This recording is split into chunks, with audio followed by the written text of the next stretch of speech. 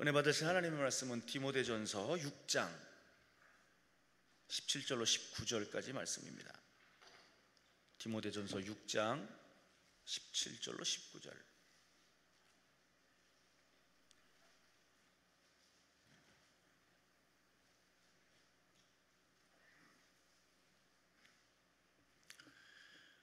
디모데전서 6장 17절로 19절. 다 찾으신 줄 알고 우리 한 목소리로 크게 합독합니다. 내가 이 세대에서 부한 자들을 명하여 마음을 높이지 말고 정함이 없는 재물에 소망을 두지 말고 오직 우리에게 모든 것을 후히 주사 누리게 하시는 하나님께 두며 선을 행하고 선한 사업을 많이 하고 나누어 주기를 좋아하며 너그러운 자가 되게 하라. 이것이 장래에 자기를 위하여 좋은 터를 쌓아 참된 생명을 취하는 것이니라. 아멘.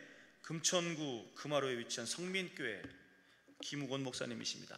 오늘도 난예배에 이어서 본문을 중심으로 열매가 풍성한 생활이라고 하는 말씀으로 선포하실 때 여러분 은혜 충만히 받으시기 바랍니다. 우리 하나님 앞에 영광의 박수 올려드립시다. 할렐루야. 할렐루야. 살아계신 하나님 아버지, 오전도 우리에게 은혜의 자리에 있게 하시고 피곤한 오후 시간이지만 또 이 시간도 주의 말씀을 사모하는 마음으로 주 앞에 머리 숙였습니다. 성령님께서 이 시간을 우리 가운데 함께 해주시고 주의 예비하신 놀라운 은혜가 오늘 이 시간 이 자리에 임하게 하여 주옵소서. 새 힘을 얻게 도와주옵소서. 금식하고 몸부림치며 기도하는 사랑하는 성도들에게 하나님께서 용기를 주시고 믿음을 주시고 주님이 함께하는 것을 믿고 확신케 하여 주옵소서. 여러 가지 기도 제목을 가지고 기도의 동산에 왔사오니 반드시 응답받고 내려가는 축복의 은혜가 머리 숙인 하나님의 자녀들 모두에게 꼭 있게 하여 주옵소서. 오늘 이 시간도 이제 부족한 종 섰사오니 주님이 도구로 사용하여 주시고 하나님이 주시고자 하는 말씀만 바로 증거하도록 우리 주님이 축복하여 주옵소서. 말씀을 듣지 못하게 하는 악한 영들은 나사렛 예수의 이름으로 떠나갈지어다.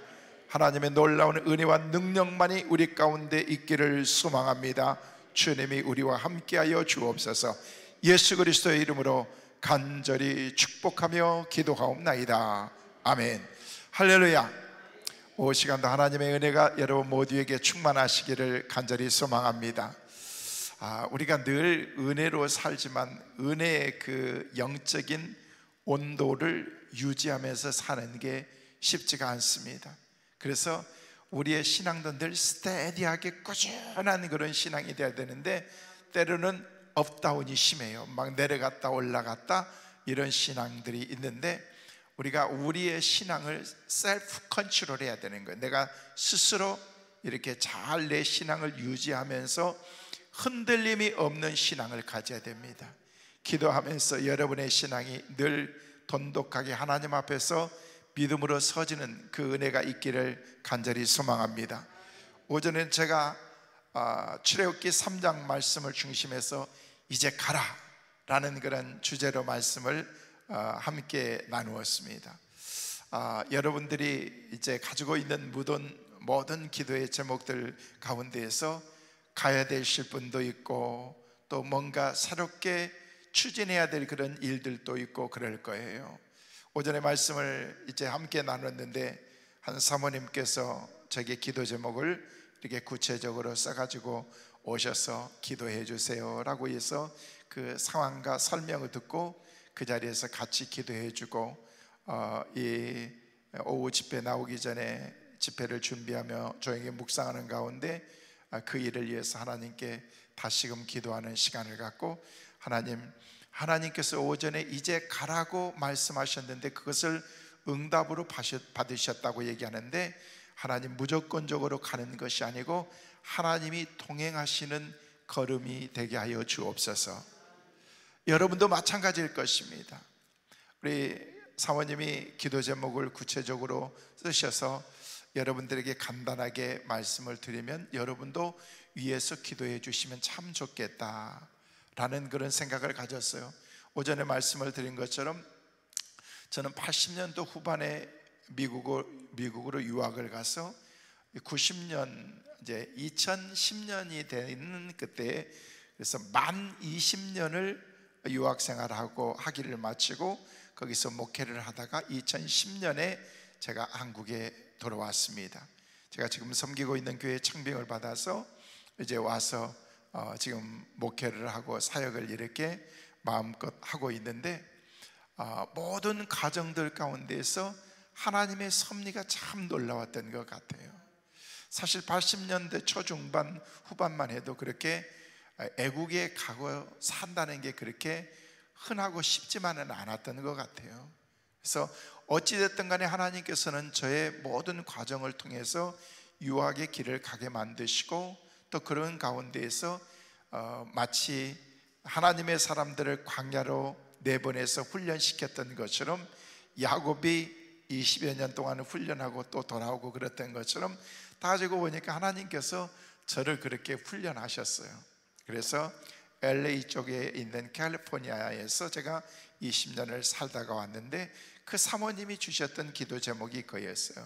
본인의 아들이 지금 52살, 3살이 되는데 LA에서 참 좋은 교회예요. 남가주 주님의 교회라고 감리교회에서 수천 명이 되는, LA 지역에서는 아마 제일 큰 교회가 될 수도 있을 거예요. 사실 LA에서 한 1000명이다 그러면은 한국에는 10,000명 교인이다 생각하면 되는 거예요. 그러니까 LA 미국에서 한 3,000명, 4,000명 된 그런 교회를 시험하고 있으니까 대형 교회인 거죠. 아주 큰 교회인데, 어느 날 이렇게 거기서 감독 회장도 되고 그러는데, 그 목사님께서 갑자기 교회에서 통보를 하는 거예요. 한 달 안에 교회를 아무것도 남기지 말고, 아무것도 그냥 놔두고서 교회를 떠나라라고 하는 그런 통보를 최근에 받은 거예요. 섬기고 있는 교회 목사님, 당회원들도 많고 또 따르는 그런 신자들도 많은데, 이유가 뭔가? 그 이유는 딱 한 가지, 동성애법을 따르지 않는다는 이유였어요. 미국에는 벌써 동성애법이 다 통과가 돼가지고, 사실 그 동성애법이라는 것을 제가 유학 갔을 때 1980, 90년대 초만 해도 앞으로 동성애가 이렇게 활성화될 수도 있다라는 그런 얘기를 나누어서 미국이 활짝 뒤집어졌습니다. 어떻게 복음주의적인 나라, 복음으로 세워진 그런 우리나라에서 그렇게 할 수 있겠는가? 이건 절대 타당하지 않다라고 그렇게 생각하면서 모든 사람들이 이구동성으로 얘기했던 그 생각이, 그 얘기가 나오자마자 불과 몇 년 만에 동성애법이 통과가 되었습니다. 지금 합법화 되었습니다. 그래서 교회 안에서도 동성애에 대해서 반대할 수가 없습니다. 강단에서 목회자가 동성애는 잘못된 것입니다, 이런 것들을 얘기하면은요, 곧바로 신고 들어가면은요, 감옥에 가야 됩니다.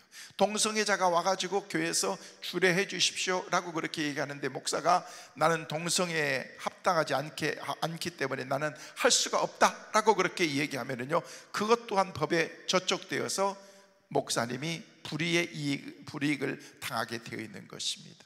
그 목사님이 지금 그런 상황 가운데 있어서 모든 것을 내려놓고서 교회를 떠나야 되는 그런 상황 가운데, 많은 성도들과 장로님들이 80-90%의 사람들이 그것을 찬성하면서 그냥 우리 교회 놔두고 떠납시다 하면서, 그런 상황 가운데 어떻게 해야 되는 그런 상황 가운데 있느냐 하면서 그 사모님이 오셔서 지금 며칠째 금식하면서 내일까지 금식하시고 내려가신다라는 그런 말씀을 갖는데, 기도하면서 오늘 오전 말씀을 들으면서 이제 가라 라고 하는 그런 말씀으로 하나님이 음성을 주셨다라는 그런 말씀으로 믿음으로 받아들이게 되었다라는 그런 간증을 하시면서 기도 요청을 하셔서 같이 기도해 드렸습니다.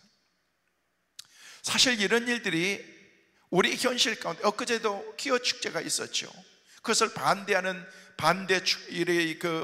이렇게 모임도 가지면서 저희 교회에서도 많은 분들이 함께 거기에 나가서 함께 참여해서 이것은 바람직하지 않다, 동성애법, 우리 목사님 방금 여러분과 같이 기도했습니다마는 차별법, 동성애법, 이런 모든 것들을, 이런 것들을 우리가 어떻게 앞으로 막아야 될 것인가, 아주 심각한 이런 문제들, 여러분 이게 말처럼 쉬운 게 아니라는 거예요. 국회의원들이 무슨 생각을 하고 있고, 한국 교회의 영적인 지도자들이 어떤 생각을 가지고 있는지 저는 굉장히 답답한 마음을 금할 길이 없습니다. 저는요, 죄송해요, 목회를 그만두는 한이 있다고 한다 할지라도 저는 끝까지 이것을 반대할 것입니다. 목회자가 할 일이 뭔데? 바른 것을 바른 것이라고 얘기하고 진리를 담대하게 선포할 수 있는 것이 선지자의 사명이고 목회자의 사명인데, 사회의 흐름이 그러기 때문에 우리도 따라야 된다? 여러분, 국회의원들 자기 자식들부터 먼저 동성애자들과 함께 결혼시키라는 거예요. 왜 보라는 거예요. 자기 아들이 결혼한다고 데려왔는데 남자를 데려와서 내 신부입니다 하면서 하고, 딸이 결혼한다고 들었는데 또 다른 여자를 데려와서 결혼 상대라고 얘기하면서, 그러면 자기들부터 자기 자식들 그렇지 그럴 수도 있는 거지 하면서 결혼시켜보라는 거예요. 그리고 난 다음에 그 다음에 얘기하자는 거예요. 여러분, 이게 어떻게 있을 수 있느냐는 거예요. 말세의 징조라는 것입니다. 차별금지법, 제가 이 말하는 거 이 자체도 이미 차별금지법에 이미 다 저촉이 되어서, 저는 여러분 이것 통과되면요 강대상에서 바른 얘기 조금만 마음 상한 얘기만 해도 차별금지법에 다 저촉이 되는 거예요. 어떻게 강단에서 진리를 선포할 수 있겠느냐는 거예요. 여러분, 특별히 기도해야 됩니다. 한국교회 6만 5천 교회의 지도자들이 영적으로 깨어서 기도하면서 하나님, 이 나라를 하나님 불쌍히 여겨주시고 살려달라고 우리가 기도해야 되는 것입니다.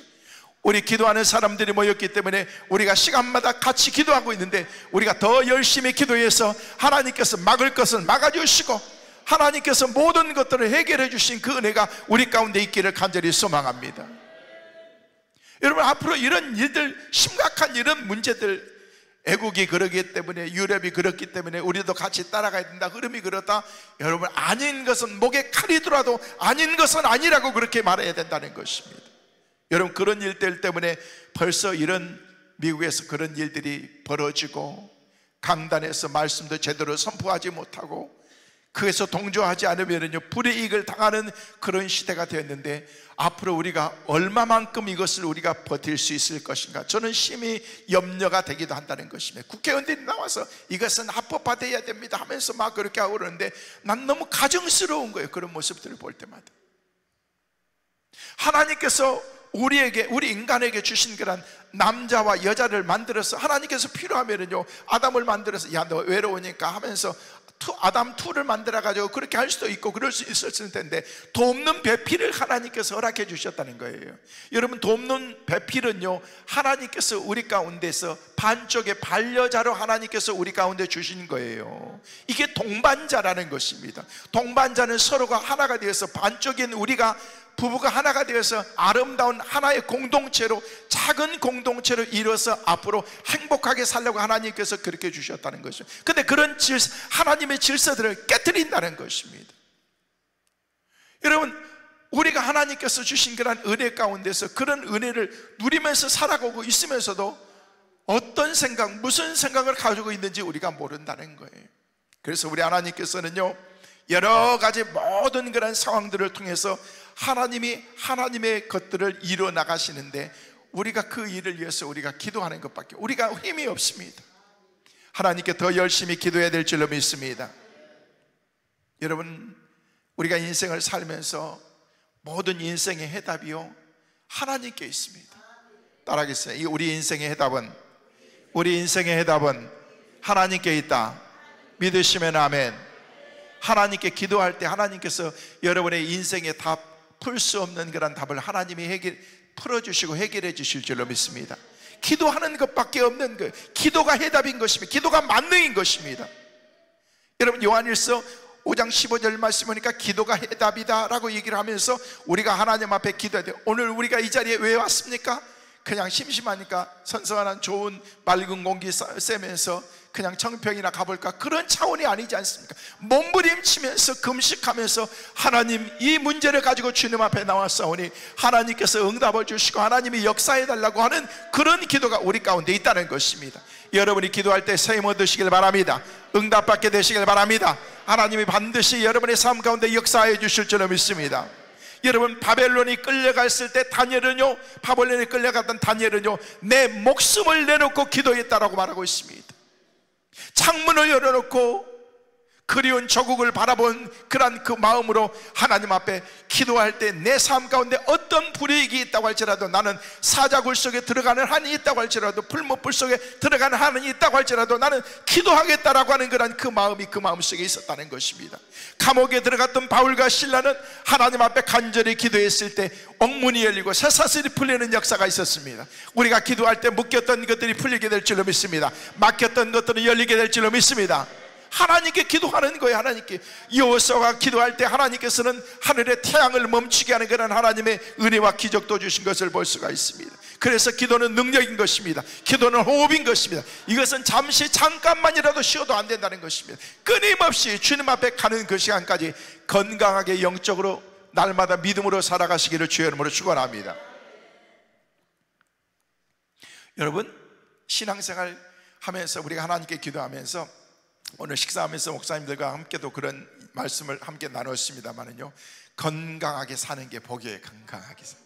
저는 원하기는 저나 여러분 모두가 다 건강하게 사시다가 그냥 요양병원 가지 말고 그냥 집에서 그냥 며칠만 딱 앓다가 그냥 가기 전에, 앓기 전에는 금식기도 여기 와가지고 기도하시다가 그냥 며칠만 앓다가 그냥 가자고요.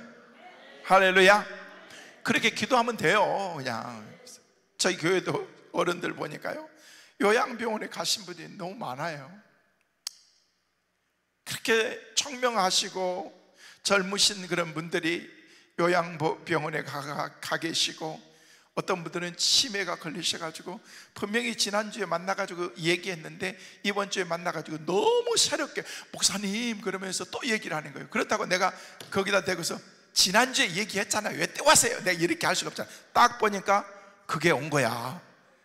그게 온 것 같은데, 그래도 아유 그러시구나, 그러셨어요 하면서, 제가 얼마나 또 나이스한 사람이잖아요, 여러분. 그래서 다 들어주고 그렇게 하고 그러는데, 그걸 그러고 난 다음에 마음적으로는요 좀 마음이 아파요. 아, 조금 치매가 좀 오셨구나 했던 소리 또 하고 막 하면서 정신도 이제 왔다 갔다 하면서, 여러분 우리가 그렇게 살지 말고 건강하게 사는 거예요. 저는 여러분 모두가 건강하게 하나님의 은혜로 120까지 사는 은혜가 있기를 간절히 소망합니다. 할렐루야. 오래오래 살면 좋죠. 건강하게 사는 거예요. 그냥 아프지 마세요. 치매 같은 거 걸리고 또 못쓸병 걸리고 막 그렇게 사시지 말고, 어떤 분들은요 막판에 그냥 전공을 바꿔가지고 막 벽에다 막 그림 그리면서 사시다 가시는 분들이 있더라고요. 그러면 안 돼요. 이제 건강하게 예수 잘 믿다가 하나님의 은혜로 성경 보고 성경 쓰고 기도하다가 아우 좀 내가 몸이 안 좋은 것 같다 하면서 그냥 갑자기 가시면 섭섭하니까 며칠만 쿵쿵 앓는 거예요. 내가 갈 것 같아, 예수 잘 믿어라 하면서 좀 이따 보자 하면서 딱 가면은요, 이게 얼마나 멋있네요. 왜냐면은요, 저희 할아버지 할머니 저희 아버지 이렇게 가시고 그런 것들을 보고 그러니까, 야, 기도하시는 대로 가시는구나. 저희 어머니도 지금 88세 되셨는데 너무 건강하세요. 그냥 안경도 안 쓰시고 성경 보고 오로지 뉴스도 안 봐, 텔레비도 안 봐. 그냥 그러면서 오로지 주님, 교회, 새벽기도, 예배, 그냥 노인정에도 안 가. 노인정에 가면 맨날 싸운데 10원짜리 핫도 치면서 싸운대. 여러분 그게 무슨 재미냐. 우리 어머니는 그것도 모르고 그러니까 오로지 하나님, 성경 그거밖에 없는 거예요. 그런데도 아직 건강하시는데, 제가 볼 때는요 100살까지는 그냥 사실 것 같아요. 그래서 제가 갈 때마다 권사님 건강하세요, 아프지 말고 못 쓸 병에 가면은 저 요양원에 갖다 모실 거야? 하면서 그렇게 할 때지만, 자기 건강하대 걱정하지 말래. 하나님께 달려있지만은요 영적으로 늘 믿음으로 살면, 그러면서 기도하는 걸 뭐냐면은요, 하나님 자손들에게 폐끼치지 않게 하여. 저희 할머니 할아버지도 그러셨거든. 그런데 진짜 믿음대로 그렇게 사시다가 가시더라고요. 건강하게 사는 거예요. 이 땅에 하나님께서 한판 벌려가지고 우리로 하여금 살게 하셨으니까 그냥 한 120살까지 건강하게 살다가 하나님 앞에 가서 천국에서 또 여러분과 뵙는 그 은혜가 우리 가운데 있기를 간절히 소망합니다. 할렐루야. 저는 사는데 욕심이 많이 없어요. 그래서 저는요 우리 성도들에게 120까지, 여러분도 120까지 살라고 얘기하니까, 그래도 여러분 가시는 건 저도 보고 가야 되기 때문에 121살 저는. 여러분 건강하게 이 땅에 살면서 하나님의 은혜를, 해를 누리면서 사는 것도 이게 은혜요 복이라는 것입니다. 여러분 세계가 너무 많이 변하고 있습니다. 너무 흐름이 바뀌어지면서 지난 100년의 시간은요, 지금은 10년 만에 모든 것이 다 바뀌어집니다. 10년 동안 할 수 있는 일은 1년이면 바뀌고, 1년 동안 할 수 있는 일은요, 단 한 달, 아니 그보다도 더 며칠 만에 모든 것을 한순간, 옛날에 1년 만에 바뀔 수 있는 것들은 요즘에는요, 한순간 몇 시간 만에도 다 바뀌었다는 것입니다.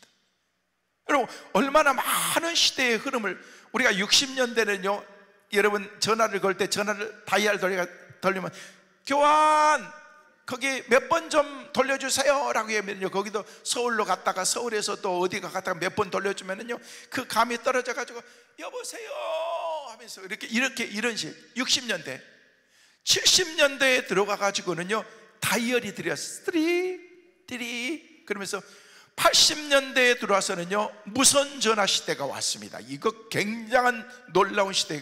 90년대에서 와서는요, 스마트폰 시대가, 이제 이 다니엘에서 핸드폰 시대가 왔습니다. 90년대. 그러면서 2000년 밀레니엄 시대에 들어오면서 그때부터는요, 스마트폰 시대가 돼가지고 이제는요, 손안에 들어오는 작은 스마트폰 시대가 돼가지고 사람들을 깜짝깜짝 상상도 못했던 그런 일들을 한순간에 모든 것이 6, 7, 80, 90, 2000년대 딱 들어오면서 2000년이 들어가면서 지금은요, 여러분이 들고 있는 그 핸드폰은요, AI 폰입니다. 저도 최근에 바꿨습니다. AI 폰으로. 이제는 핸드폰에서 전화 걸 필요도 없이 그냥 다 이렇게 말로 전화를 걸고, 말로 핸드폰으로 자동차 시동도 걸고, 웬만한 건 다 하고, 그냥 모든 게 애국 같은 데 가서 통역도 필요 없이, 통역하면은요, 거기 안에서 얘기를 하면은요, 내가 말하면은요, 동시에 통역이 돼가지고 영어로 나가고 불어로 나가고 중국어로 나가고, 중국 사람이 얘기하면 곧바로 받아가지고 나한테 한국말로 통역해주고, 이런 AI 시대가 됐다는 것입니다. 놀라운 삶의 변화인 것입니다. 이런 세상의 흐름과 모든 것이 한순간에 이렇게 다 바뀌어지고 있는데, 정말 중요한 것은 내가 바뀌어지지 않고 있다는 거예요. 내가. 여러분, 한국 교회가 바뀌어져야 돼요. 저는 집회 다니면서 교회들마다 얘기를 합니다. 가서 보면은요, 막 유인물이라든지 이런 거 보면은요, 너무 뒤떨어졌어. 아니, 치킨집에 치킨 팜프렛만 해도 막 기가 막힌데, 한국에 여러분 모든 팜프렛에 다 그러는데, 교회는요 너무 60년대 70년대 지금도 그렇게 나가고 있다는 것입니다. 앞서가야 되는 거예요. 앞서가야 되는 거예요. 앞서가면서 제시해야 되는 거예요. 저희 교회는요, 뭐 안경 시스템이니 뭐니 막 유인물이라든지 그런 것들은요, 아주 그냥 웬만한 교회는 따라올 수 없도록 그렇게 우리는 만들어서 그렇게 가고, 앞서가야 된다는 것이, 뭔가를 교회에서 제시해 줘야 된다는 거예요.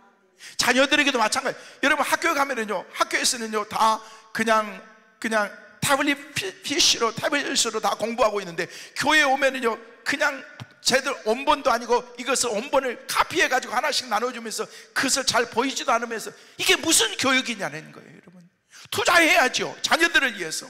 믿음의 다음 세대. 여러분, 믿음의 다음 세대들이 없어서 한국 교회가 줄어드는 게 아닙니다. 나가면 애들요 너무 많습니다. 사실 못 잡는 거죠. 못 잡는 거예요. 교회에서 못 잡는 거예요, 여러분. 그래서 믿음의 다음 세대들, 여러분 여기에 계시는 여러분의 교회가 믿음의 다음 세대들을 위해서 투자해요. 저는 다른 건 몰라도 저희 교회에서 믿음의 다음 애들 교육이라든지 이런 것은요 절대 삭감하지 않습니다. 그래서 마음껏 투자하고, 그래서 그 영혼들이 앞으로 우리 교회를 짊어지고 가야 될 그런 영혼들이기 때문에 그 자녀들에게 투자해야 된다는 것입니다. 투자도 하지 않으면서 뭔가를 결실을 맺으려고 하면 이 자체가 우리 삶 가운데 이것은 잘못된 것이라고 말할 수가 있어요. 여러분, 열매는 그냥 맺어지는 게 아니라는 것입니다. 수고하고 애쓰고 땀 흘리고 수고했을 때 그 결실이 우리 삶 가운데 맺어지게 되는 것입니다. 울며 씨를 뿌리는 자는 기쁨으로 단을 거두리로다. 때가 되면 하나님께서 열매를 반드시 맺게 만들어 주신다는 것입니다. 근데 뿌리지도 않고 수고하지도 않고 노력하지도 않고 우리 삶 가운데서 열매를 맺으려고 한다? 그 자체가 우리의 삶 가운데 잘못된다는 것입니다. 그래서 세상이 너무너무 바뀌니까, 세상 따라가다 보니까 우리는요 하나님 앞에 나와서 예배 드리면 맨날, 참 여러분 대단한 분들이에요. 여러분 교회 가면 목사님들이 맨날 했던 소리를 또 하잖아요. 여러분 뭐 우리가 뭐 새로운 거 있어요? 성경 전체 66권, 구약 39권, 신약 27권을 통해서 나온 게 다 하나님, 성령님, 예수님 보혈, 그냥 이거밖에 없는 거예요. 맨날 돌려치고 엎어치고 되집어치고 뭐, 그래서 우리가 하는 게 다 뭐예요? 예수 잘 믿으면 천국 간다. 그 얘기가 그 얘기예요. 맨날 나도 아무리 훌륭한 목사도요 2년 3년 들으면 설교 더 이상 들을 게 없대요. 다 그 소리가 그 소리고 그냥 돌려치고 엎어치고 하는 것 뿐이지 다 그 소리. 그런데도 그 말씀 안에는 예수의 생명이 있기 때문에 사람들이 그 말씀을 들으면서 눈물도 흘리고 감격도 갖고 되고 그렇다는 것입니다. 여러분, 이게 하나님의 은혜인 것입니다. 여러분도 대단하지만 저도, 목회자들도, 여러분이 섬기는 목사님들도 대단한 거예요. 여러분, 성경에 나와 있는 게 뭐예요? 다른 게 아무것도 없잖아요. 하나님께서 우리의 생명 되신다, 우리의 생명을 주셨다, 우리를 위해서 예수 그리스도의 보혈을 주셨다, 십자가를 주셨다, 맨날 그 얘기 하는데도 여러분, 사실 말씀을 증거하고 묵상하고 나눌 때마다 항상 새롭다는 것입니다. 왠 줄 아십니까? 영적인 것이기 때문에 그런 것입니다. 여러분, 영적인 것들 때문에 들어도 그게 질리지도 않고 또 새롭고 하나님께서 주신 생명의 말씀으로 우리가 살아갈 수가 있는 거예요. 여러분, 영적으로 살아가시기를 주의 이름으로 축원합니다. 영적인 것들을 사모하시길 바랍니다. 그러면은요, 우리의 삶이 영적으로 막 살아날 수 있다는 것입니다. 이게 아니기 때문에 세상으로 따라가고, 그때부터 우리가 생각하는 게, 그래, 하나님 없이도 살 수 있는데, 라는 그런 생각을 우리 가운데 우리를 지배하면서 이제는요, 하나님을 점차적으로 떠나고 있는 것입니다. 지난 4년 동안 코로나 시기에 얼마나 한국의 많은 그런 그리스도인들이 하나님을 떠나고 교회를 떠난 사람들이 얼마나 많습니까? 어제도 어느 분과 얘기를 하는데 그분 자기 교회 3분의 1이 교인이 아직도 안 돌아오고 있대요. 여러분, 이게 현실이고 교회의 재정들이 확 줄고 이런 것들이 우리의 삶 가운데 있는데, 여러분, 하기 나름이고 교회들마다 나름이지만은요, 죄송한데 저희 교회는요 팬데믹 가운데 교회가 더 붕했어요. 여러분, 우리는 팬데믹 가운데도 예배를 한 번도 피한 적이 없으니까, 나는 죽으면 죽으리라. 나는 얘기했어요. 우리 장로님 당회원들한테도, 당회원들은 알아서 하세요. 직장도 다니고 사업도 하시고 다 그러니까 여러분이 힘들고 어려우면은 그냥 영상으로 예배를 드리든 상관없고, 나는 우리 집사람 혼자라도 앉혀놓고 나는 예배를 드리고 정식으로 할 테니까, 그러면서 저는 예배 드릴 때 뒤에 경찰 와 있고 구청의 직원이 와 있고 다 그러는데도 예배는 방해하지 마세요. 끝나고 난 다음에 할 얘기 있으면 하세요 라고 하면서 저 할 얘기 다 했습니다. 다 했습니다.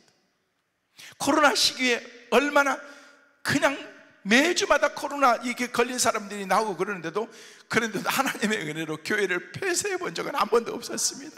경고를 받고 모이지 마세요, 조심해서 모이세요 라고 하면서, 왜냐하면 제가 구청장하고 친하고 그러니까 문학가에서 나 미리 연락을 해주는 거예요. 목사님, 내일은 목사님 내 교회 몇 시에 가는데 얘기하면서, 얘기할 필요가 없거든요. 그런데 오면서 우리는요 막 비상 연락막이 쫙 돼가지고, 내일 10시 온다 그러면은 10시 40분에 온다 그러면은 내일은 주일은 메인 예배가 9시입니다 하면서 쫙 연결이 되면 9시에 쫙 나왔다 10시에 쫙 빠지고 난데, 그 다음에 11시 예배는요 한 수십 명 딱 드리고 나면은요 문제가 없고, 하여튼 그런 가운데 있는데, 새벽 예배도 한 번도 안 빠지고, 그러니까 자기 교회는 새벽 예배도 없고 주일 예배도 없고 맨날 그러고 그러니까 그분들이 다 우리 교회 나오는데 한 3, 4년 나오니까 다 우리 교회인 되어 있더구만. 보니까 재정도 하나님께서 그 가운데서 더 넘치도록 주시고, 한국 교회가 반토막이 났니 3분의 1이 떨어졌는지, 죄송해요, 내가 지금 잘했다고 지금 얘기하는 게 아니라 그것은 목회자들 책임도 많이 있는 거야. 그럴수록 하나님 앞에 몸부림치면서 아닌 건 아니라고. 여러분, 우리가 한국 기독교 역사 가운데서 이런 핍박이 어떻게 있었느냐, 앞으로 이런 것보다 더 어려운 일들이 있을 수도 있는데, 그때마다 우리가 예배를 파하고 힘들고 어려우니까 그냥 온라인으로 예배를 드립시다? 택도 없어요. 여러분, 우리는 온라인 자체를 안 했어. 듣고 싶으면 다른 사람 목사님 설교 들어라, 아니면 와서 예배를 드려라.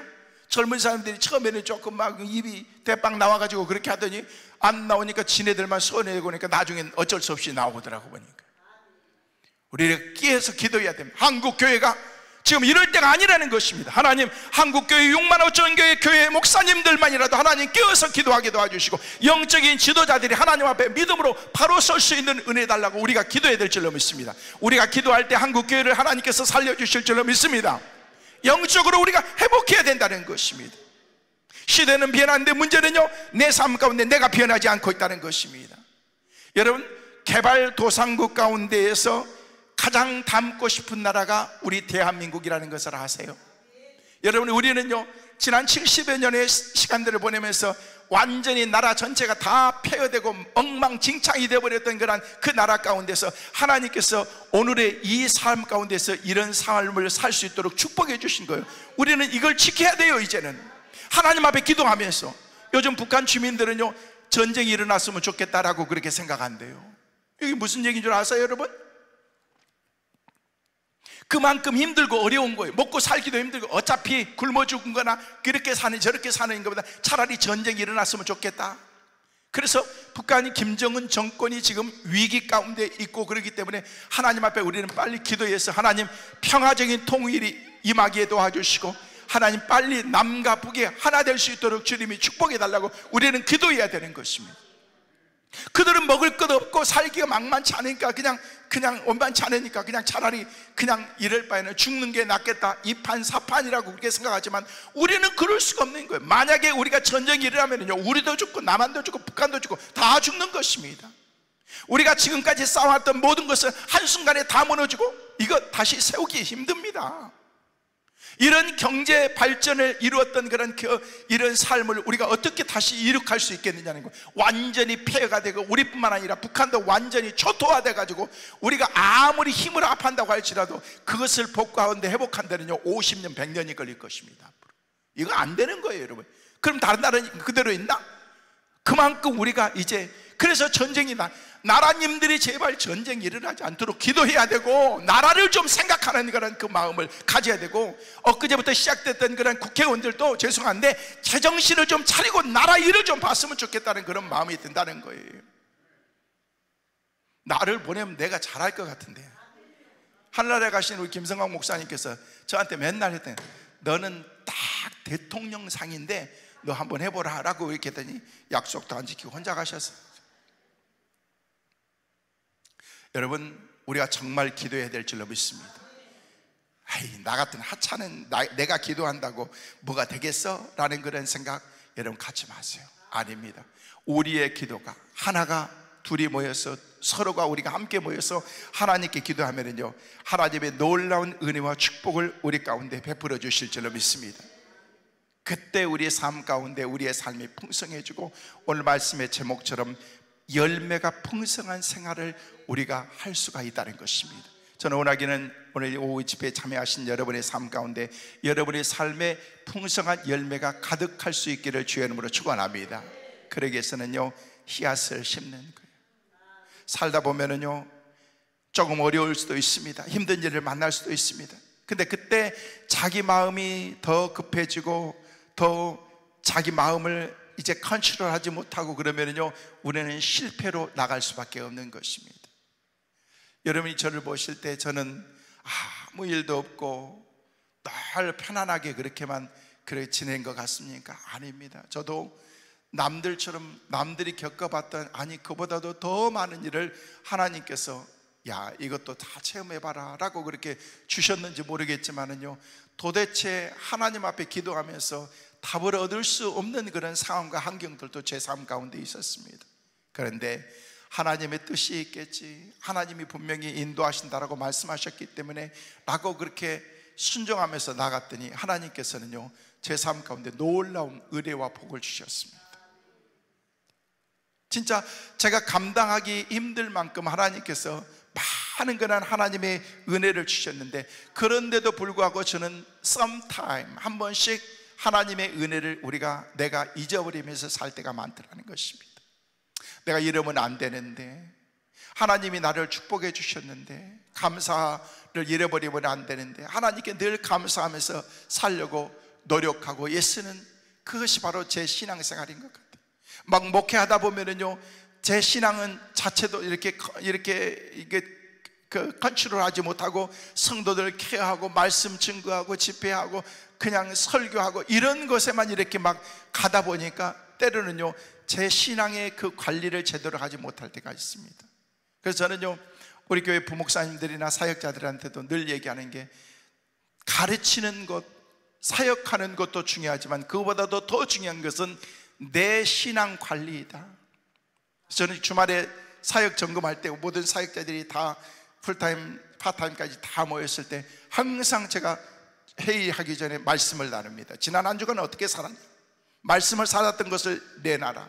어떻게 지난주 설교, 제가 설교했던 것을 들었고 어떻게 적용하면서 한 주간 살았는지에 대해서 얘기를 할 때 다 그냥 한 사람씩 다 나눕니다. 그러면서 어떤 분들은 그 말씀을 붙잡고 나누면서 울기도 하고, 한 주간 동안 너무너무 실패했어요, 내가 이렇게 살 수가 없는데 하면서 자기의 삶을 나누면서 내 삶을 점검하는 것입니다. 사역자지만 사역보다도 더 우선순위가 나와 하나님과의 관계이기 때문에 그렇습니다. 여러분도 마찬가지인 것입니다. 교회에서 열심히 사역하고 일하다 보면은요, 때로는요 그 사역에 빠져서 내 신앙 전체를, 때로는요 올바른 신앙, 하나님과의 관계를 갖지 못하면서 섬기는 일에만 우리가 몰두하면서 살아갈 때가, 여러분 그렇게 계속해서 하다 보면요 내 신앙의 매너리즘에 빠질 수가 있습니다. 타성에 젖어서. 그래서 하나님과의 소중한 그런 그 만남, 하나님이 순간순간 내 삶 가운데서 하나님이 개입해 주시지 않으면 안 됩니다 라는 그런 신앙과 마음으로 우리가 삶을 살아야 된다는 것입니다. 어려운 일이 온다고 할지라도 마음을 추스리면서 마음속으로, 그래 하나님이 내게 말씀하신 것처럼, 5절에도 말씀을 드린 것처럼, 출애굽기 3장에 말씀하신 것처럼 내가 너와 함께 하느니라 라고 말씀하신 것처럼, 하나님은 내 편이시니까 말씀하시면서 하나님이 함께 하신다라고 그랬기 때문에 나는 이 말씀을 붙잡고 나는 주님만을 의지할까, 이런 마음이 우리 마음속에 있어야 된다는 거예요. 오늘 주셨던 이 17절에서 19절 말씀을 봤습니다만, 19절의 말씀을 현대의 성경에 보니까 현대의 성경에서는 이렇게 말하는 것을 볼 수가 있어요. 그러면 그들은 하늘에다가 참 보화를 쌓을 것이며 이것만이 영혼을 대비하는 안전한 투자입니다. 그리고 이렇게 하는 사람은 이 땅 위에서, 그 다음 말씀이 열매가 풍성한 그리스도인의 생활을 살게 되는 것입니다 라고 얘기를 하더라고 보니까. 여기 말씀에 나와 있는 것처럼 17절에서 19절 말씀을 보면서, 그러면서 그렇게 살아가면, 이렇게 하면은 부자들을 너무 부러워하지도 말고, 세상 사람들이 그렇게 산다고 할지라도 부러워하지도 말고, 네가 이렇게 살아가면 네 삶 가운데서 열매가 풍성한 그리스도인의 생활을 네가 할 수 있다. 그래서 제가 이 말씀을 묵상하다가 그리스도인의 풍성한, 열매가 풍성한 생활은 뭔가, 저는 오늘 원하기는 여러분의 삶 가운데서 여러분의 인생의 열매가 풍성하시기를 주의 이름으로 축원합니다. 잘 돼야 되는 거예요. 예수 믿는 사람은 잘 되고 성공해야 되는 거예요. 여러분 돈도 많이 버세요.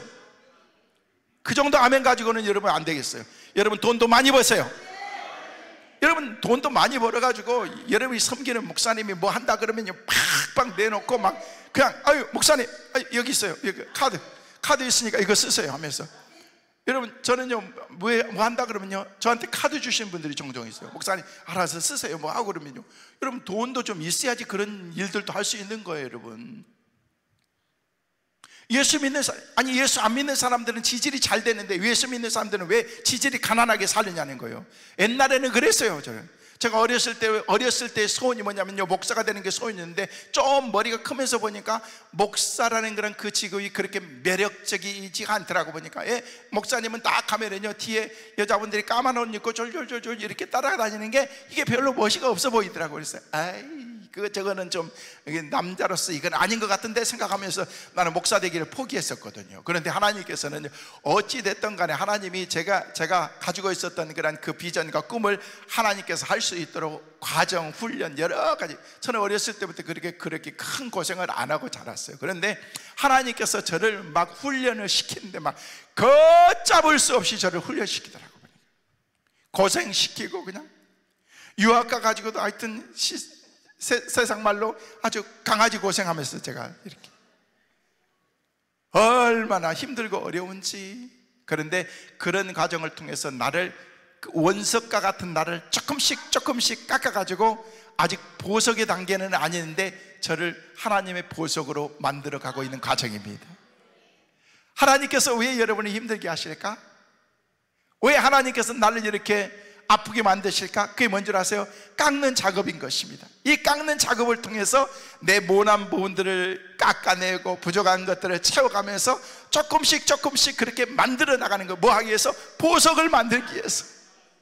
하나님 앞에 서는 그 시간에는요 빛나는 보석으로 우리가 서게 될 줄로 믿습니다. 하나님께서 그 작업을 우리의 믿음을 통해서 여러 가지 과정을 통해서 막 깎아내는데 우리는 깎이는 게 너무 아픈 거예요.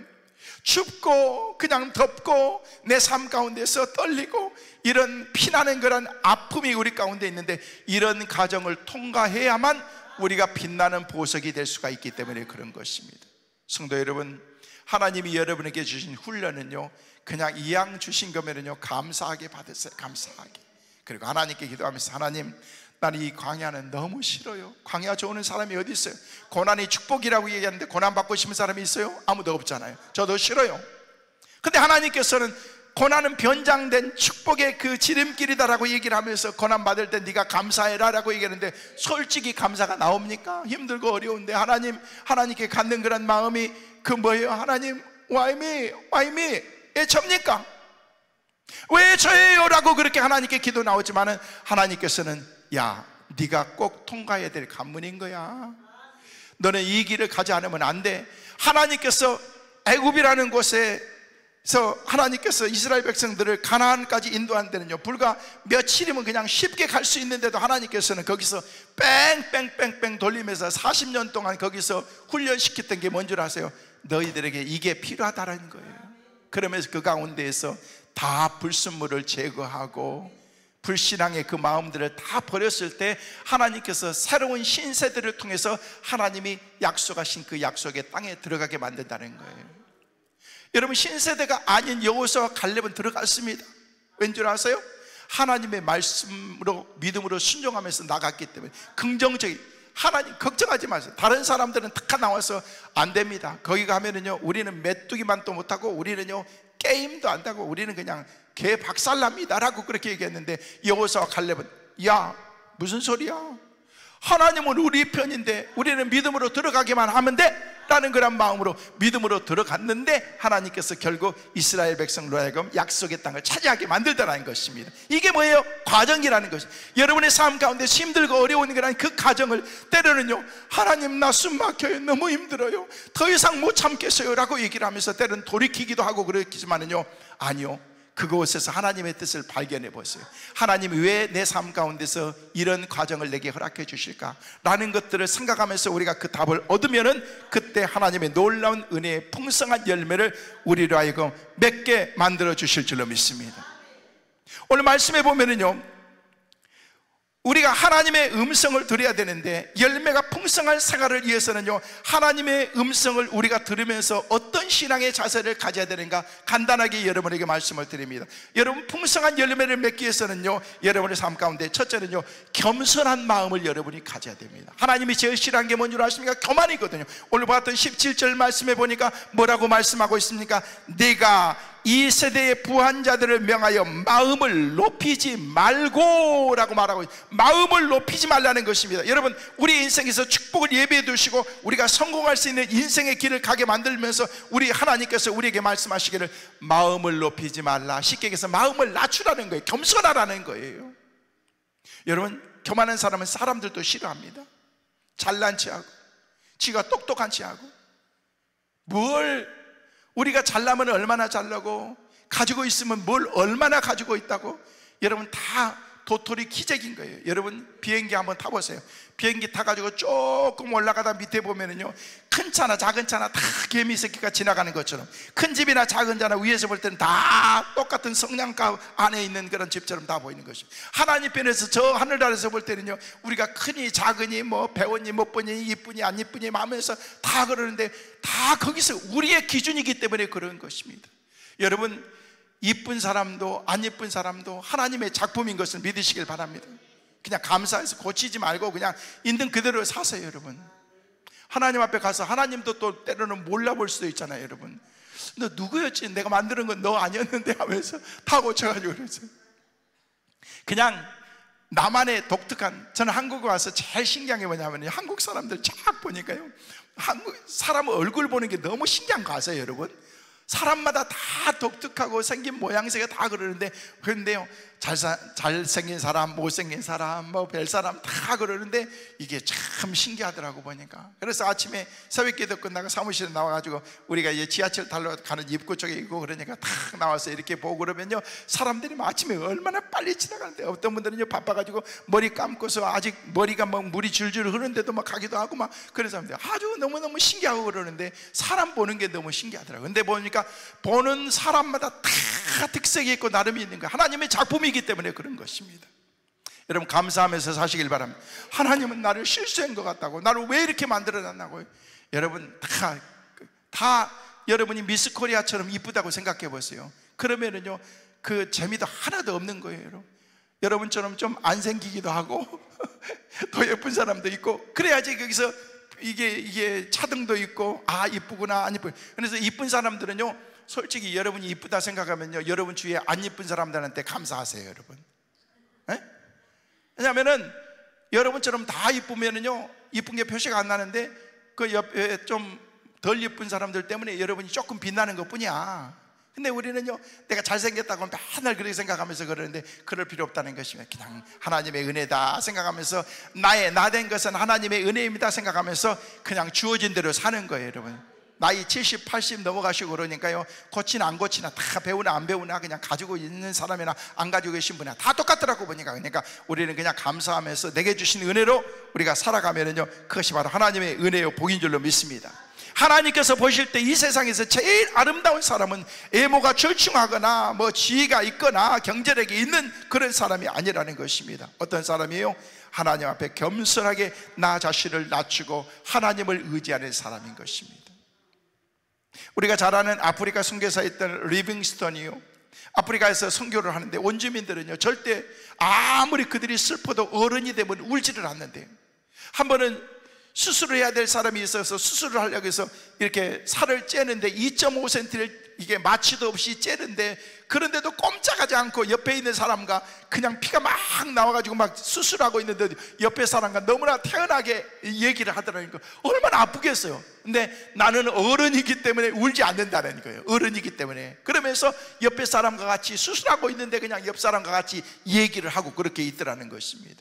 그런데 놀라운 사실을 발견했습니다. 어느 날 리빙스턴이 복음을 증거하면서 설교를 하는데, 설교를 듣고 있었던 그런 사람들이 여기저기서 흐느끼기 시작하면서 나중에는 엉엉엉엉 소리를 내면서 울기 시작하더라는 것입니다. 여러분 그 어떤 것들로 어떤 것으로도 우리는 어른이기 때문에 울 수 없다라는 그런 생각을 가졌는데, 그들의 삶 가운데서 복음이 들어가고 예수 그리스도의 은혜가 들어가니까 그 삶 가운데 놀라운 변화가 일어나기 시작하면서 엉엉 울기 시작하더라는 것입니다. 하나님 앞에 내려가는 것입니다. 우리가 그래야 된다는 것입니다. 영적으로 우리가 하나님 앞에 믿음으로 내려가면은요, 하나님께서는 우리 가운데 주신 그런 하나님의 은혜로 더 겸손한 사람에게 주신 그런 하나님의 은혜가 우리 가운데 있다는 거예요. C.S. 루이스라는 사람은 하나님 앞에서는 행복한 거지가 돼야 된다라고 그렇게 말했다. 잘난 체 하지 말라는 거예요. 하나님 앞에서 우리는 하나님 앞에서 잘난 체 하려고 그러잖아요. 하나님 앞에서 아는 체 하려고 그렇게 하지 않습니까? 그냥 겸손하게 하나님의 은혜입니다, 하나님께서 나를 축복하셨습니다, 그런 생각을 가지면서 주변에 어떤 소리가 있고 어떤 방해를 한다고 할지라도 그런 것에 개의치 하지 말고, 사람들의 말에 신경 쓰지 말고 오직 주님만 바라보면서 믿음으로 살아야 된다는 것입니다. 여러분 어머니들은요, 아무리 많은 그런 자녀들이 있다고 할지라도 내 자녀가 울면은요 금방 알아차립니다. 왠줄 아세요? 귀를 기울이고 있기 때문에. 자녀에게 하나님께서는 그렇습니다. 하나님께서는 우리의 기도를 듣고 계시는 거예요. 여러분이 신음하면서 기도할 만한 그런 힘도 용기도 없고 그런 상황 가운데서 흐느끼면서 하나님 내 마음 아시죠? 하나님 아시죠? 라고 그렇게 기도하기만 해도 하나님께서는 우리를 불꽃 같은 눈으로 지켜보고 계시기 때문에 응답의 복으로 함께 하실 줄로 믿습니다. 하나님 앞에 너무 미안해 하시지 마세요. 우리 교회 집사님이 그러더라니까요. 가서 신방해가지고 기도하면서 기도 제목 얘기하라 그랬더니, 아이고 목사님, 우리 마누라 기도 내는 것도 하나님 앞에 미안한데 그냥 나까지 들으면 하나님이 얼마나 바쁘시겠어요. 별거리 세목거리야, 별걸 다 걱정해. 그랬어. 근데 그 마음이 너무 순수해 보이더라고. 보니까 우리 하나님은 동시다발적으로 전 세계의 모든 사람들이 다 기도 제목을 내놔도 하나님은 다 응답해 주시는 거예요. 그래요, 우리 하나님 그냥 너무 좋으신 분이네요 라고 얘기를 하면서 자기 마누라가 보면 맨날 기도 제목 내놔가지고 자기는 미안해서 하나님 앞에 더 이상 전상을 못하고 이러고 있다고 그러더라고요. 그럴 필요 없습니다. 하나님께 맡기세요. 하나님을 의지하고 겸손하게 주님께 나가기만 하면 하나님께서 여러분의 삶 가운데 놀라운 은혜를 주실 줄로 믿습니다. 우리는 부족한 거예요. 하나님이 우리를 들어서 사용하시는 거예요. 여러분, 유명한 테레사 수녀님이 그런 얘기를 했어요. 수녀님 참 위대한 일들을 많이 하셨는데, 수녀님이 이렇게 위대한 일을 했다고 할 때 그가 그렇게 고백했어요. 아니요, 저는 한 게 너무 없습니다. 저는 조그마한 쓰다 남다 버린 몽당 연필에 불과합니다. 하나님이 그를 들어서 사용하는 것 뿐이죠. 나는 그것뿐입니다 라고 얘기했다는 거예요. 많은 일을 했습니다. 노벨상까지 탔습니다. 그런데도 그는 표현하기를 나는 한 게 없습니다. 그래서 모든 사람들이 지금도 세상을 떠났지만 그를 그리워하고 정말 성녀로 생각하면서 그렇게 하는지도 모릅니다. 우리가 하나님 앞에 그런 마음을 가져야 된다는 겸손의 마음 뿐만 아니라 우리가 열매를 맺기 위해서는요, 탐욕스러운 마음을 버려야 되는 것입니다. 17절 중반에 말씀 보니까 정함이 없는 재물에 소망을 두지 말고 라고 그렇게 우리에게 말하고 있다는 것입니다. 우리의 마음을 부정한 재물에 두지 말고 하나님께 두라는 것입니다. 물질에 두지 말고 세속적인 것에 두지 말고 우리 하나님께 두라는 것입니다. 여러분이 가진 거 있는 거 그거 감사하면서 사세요. 너무 그렇게. 그리고 가지고 있는 거 자녀들에게 일찍 주지 마세요. 나는 우리 성도들에게 절대 주지 마라 그래.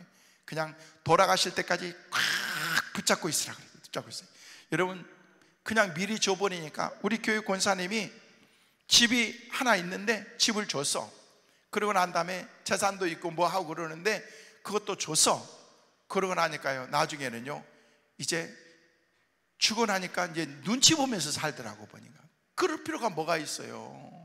그냥 가지고 있는 거 끝까지 붙잡고, 여러분 그걸 봐서라도 며느리가 와가지고 어머님 아버님 하면서 그럴 거예요. 여러분, 그래서 나는 우리 성도들에게 절대 끝까지 붙잡고 있으라고 내가 얘기를 합니다. 그래서 우리 성도들은 요즘에 절대 안 줍니다. 그래서 젊은 사람들은 목사님 이상한 거 가르쳐가지고 그렇게 할지도 모르지만은요, 아니 요즘에는요 아들이나 아버지나 어머니나 같이 늙어가. 이제 100세 시대니까 그렇잖아요. 우리가 80 되면은요 아들들도 60 가까이 되고 그냥 우리 100세 살아야 되는데 100세 살면은요 아들도 할아버지 다 될 건데 같이 늙어가고 같이 죽어갈 건데 누가 누구를 줘? 그동안 잘 가르쳐주고 결혼까지 시켜주고 그랬으면 되는 거지. 우리는 그냥 완전히 뿌리째 다 뽑아주려고 그러잖아요. 여러분도 여러분의 인생을 살라는 거예요. 여러분 이런 거 이게 설교 시간에 가르쳐준 사람이 누가 있겠어 나밖에. 여러분 건강하게 우리 하나님이 주시는 은혜, 여러분 욕심 부리지 말고. 프랑스에 있었던 실제 이야기인데요, 프랑스에서 1965년대에 잔 칼망이라는 할머니가 계셨는데 그 당시에 나이가 90세였어요. 나이가 90세 할머니인데 이제는 내가 이제 곧 하나님 앞에 가야 될 것 같다라는 그런 생각을 가지면서 있는데 편안하게 살고 싶다라고 생각을 갖는데, 마침 그런 표현과 생각을 가지고 있는데 옆집에 사는 그런 아주머니가 그렇게 얘기를 하는 거예요. 47살 된 아주머니가 와가지고 할머니한테 이런 요구를 해서, 할머니 돌아가실 때까지 제가 잘 모실게요. 그리고 매달 할머니에게 2,500프랑을 제가 드릴게요. 그 당시 2,500프랑이면 500불인데 60년대 500불이면요 대단히 큰 돈인 거죠. 이 아주머니는 생각해요. 47살 된 할머니가, 이제 아줌마가 할머니가 90살이니까 살면 얼마나 살겠는가 생각하면서 계산을 길을 막 두들겨 본 거야. 그래서 어르신 돌아가실 때까지 잘 모시고 매달 이렇게 2,500프랑씩 내가 드릴게요 라고 그렇게 하면서 이렇게 약속을 했어요. 그러고 난 다음에 대신 조건이 있어요. 할머니 돌아가시고 나면은 할머니의 재산은 다 저한테 주시고 집도 저한테 주시는 걸로 하죠 라고 그렇게 이 약속을 했어요. 그러자고. 할머니 너무 편하잖아요. 다 와서 도와주고 그냥 다 수발해주고 그렇게 하겠다는데, 그래가지고 시간이 지나는데, 근데 자기는 47살이고 할머니는 90살이니까 앞으로 10년만 산다고 할지라도 계산기 두줘도 자기가 훨씬 더 이익 같은데 그런 생각을 가지고 있는데, 그런데 살다 보니까 할머니가 10년을 살고 나중에는 20년을 살더라는 거예요. 20년을. 100살이 된 거예요. 100살이 됐는데도 할머니가 성성하고 돌아가시기를 않고 있더라는 거예요. 그런데 견디다 못해 이웃집 아줌마가, 나중에는 이웃집 47살 되는 이웃집 아줌마가 77세가 돼가지고 화병으로 먼저 죽은 거야. 그러고 난 다음에, 돌아가시고 난 다음에 2년 뒤에 칼망이라고 하는 이 할머니가 122세로 세계 최장수로 돌아가신 거예요.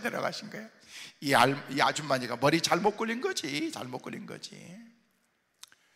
여러분, 우리가 욕심 부린다고 그것이 내 것이 되는 것도 아니고, 그렇게 산다고 내 삶 가운데서 복된 삶을 사는 것도 아니라는 것입니다. 그냥 하나님이 내게 주신 것 감사하면서 뭐라고 얘기하고 탐욕을 버리라는 것입니다. 우리 삶 가운데 풍성한 열매를 버리기 위해서는 정함이 없는 재물에 우리의 소망과 마음을 두지 마라. 욕심 부리지 말라. 탐욕 부리지 말라는 것입니다. 여러분, 탐욕 부리면 죄 짓게 되는 것입니다.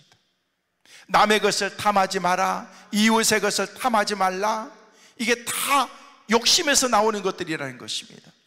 남의 것을 소중하게 여기면서, 내 것이 소중하면 남의 것도 소중하게 여기면서 탐욕은 그물이라는 것입니다. 그래서 우리는 하나님의 은혜 가운데서 내게 주신 그런 은혜가 너무 크다 생각하면서 탐욕을 버리면은 여러분의 삶 가운데서 풍성한 열매를 맺을 수 있다라고 그렇게 말하고 있습니다. 세 번째로, 여러분이 열매가 풍성한 생활을 위해서는요, 선한 사업을 힘쓰고 선한 마음이 착해야 된다는 거예요.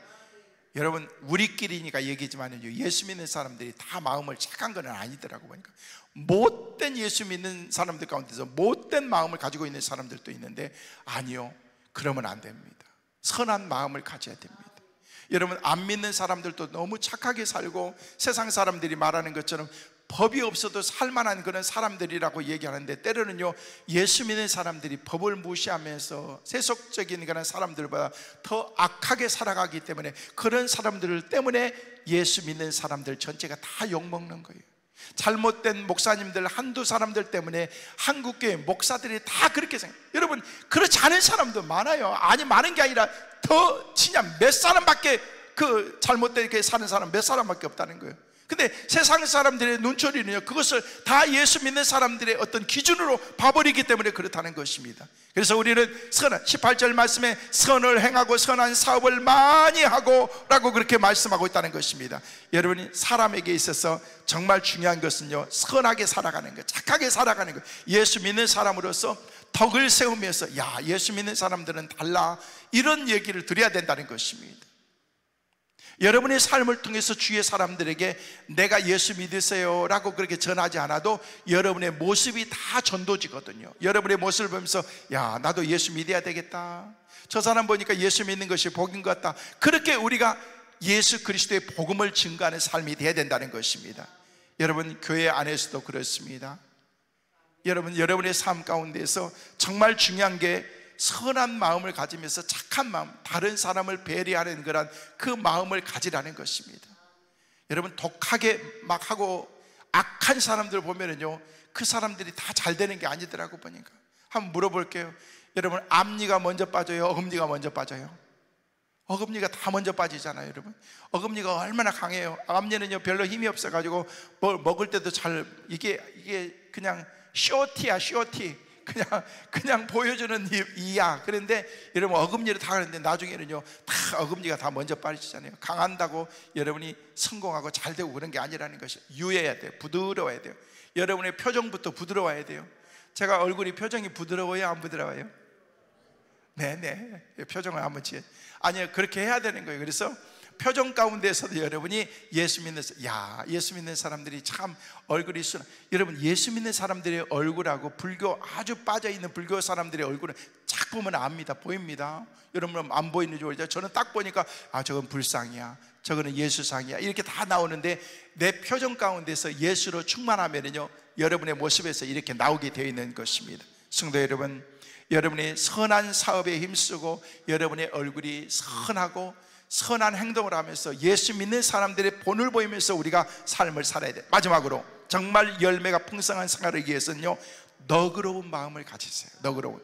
18절 하반절 말씀해 보니까 나누어 주기를 좋아하며 너그러운 자가 되게 하라 라고 그렇게 말씀하고 있다는 것입니다. 여러분, 나눠주고 너그러운 마음을 가지고 그러기 위해서는요, 내 삶이 풍성하지 않으면 안 되는 거예요. 물질뿐만 아니라 여러분의 삶 가운데서 여러분의 마음도 나눠주고, 힘들고 어려울 때 같이 가서 여러분에게 기댈 수 있는 그런 사람이 여러분이 되라는 거예요. 그래서 여러분의 삶을 그렇게 할 때 내 삶을 통해서 나는 내 삶이 풍성한 하나님의 은혜의 삶으로 바뀌어질 수가 있다는 것입니다. 여러분, 다른 사람들이 힘들고 어려울 때 찾아가서, 오전에도 말씀을 드렸지만 같이 위로해주고, 여러분 자식을 먼저 세상을 떠나보내고 돌아오는 그런 사람에게, 그 사람에게 무슨 설교가 필요하고 뭐가 필요하겠습니까? 그냥 손 잡아주고, 그냥 도움이 되지 않지만 하나님이 위로하심이 있도록 위해서 같이 위로해 주는 것, 이게 바로 위로라는 것입니다. 우리는 서로 위로해 주는 관계가 돼야 되고, 더불어서 살아가고, 교회 가서도 마찬가지입니다. 여러분이, 제가 한 가지만 말씀드리고 말씀을 마칠게요. 제가 목사이기 때문에 그런 게 아니라 여러분이 섬기는 교회 목사님에게 진짜 잘하세요. 아멘이 아무도 없네. 우리 권사님만 계시고. 다시 한번, 여러분 한국말이 뭔 말인지 영어로 해요? 여러분이 섬기는 교회 목사님에게 잘하시길 바랍니다. 진짜요.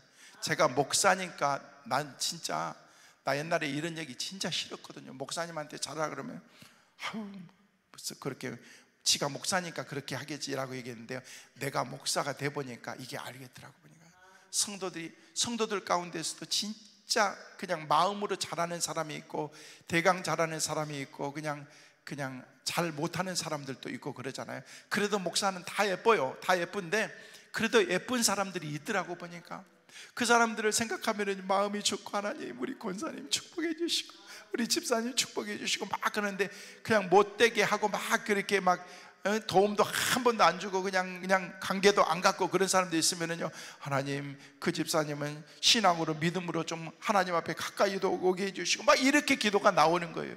여러분, 목회자에게 축복의 기도가 할 수 있는 여러분이 되라는 거예요. 여러분 잘하세요. 잘하면은요, 내가 목사니까 잘 알잖아요. 여러분, 목사들은요 되게 단순해가지고 너 최고라고 그러면요 진짜 지가 최고인 줄 알아.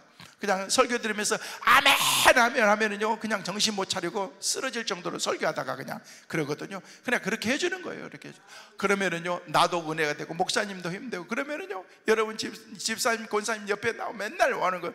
우리 교회 집사님 가운데 맨날 그런다니까. 그냥 설교만 끝나면 목사님 끝내줬다고. 여러분, 제가 설교 끝내주죠. 다른 건 몰라도 제가 설교한다는 끝내주는 사람이야. 왜냐면요 시작했다 마치면 끝내주는 거니까. 하여튼 기준은 어디다 둔지 모르겠지만 끝내주면 끝내주는 거예요. 여러분, 근데 그 집사님은 맨날 목사님 끝내줬대. 그분은요 말씀에 은혜 받았다는 얘기거든요. 여러분 교회 가서 그래요. 목사님 오늘 설교 짱 이렇게 해버리죠. 목사님들 그냥 막 정신 못 차립니다. 이렇게 해서 인정해주고 격려해주고, 힘들고 어려울 때 가서 목사님 오늘 가서 자장면이라 한번 드시죠 하면서 이렇게 하고 그러면요 여러분 진짜 사랑받는 사람으로 신앙생활을 하게 될 거예요. 여러분 교회에서도 진짜 사랑받는 여러분 되세요. 여러분의 삶 가운데도 풍성한 열매를 맺으세요. 그러기 위해서는요 여러분이 겸손해야 됩니다. 탐욕 부리지 마세요. 선한 마음을 가지세요. 너그러운 마음을 갖고 사세요. 그러면 하나님께서 여러분이 상상 생각하지도 못했던 그런 하나님의 은혜들 우리에게 차곡차곡 부어주실 줄로 믿습니다. 힘들고 어렵지만 좌절하지 마시고, 주님은 내 편이라는 사실을 믿으시고 주님만 바라보면서 믿음으로 날마다 승리하며 살아가는 우리 모두의 삶이 꼭 되시기를 주의 이름으로 축원합니다.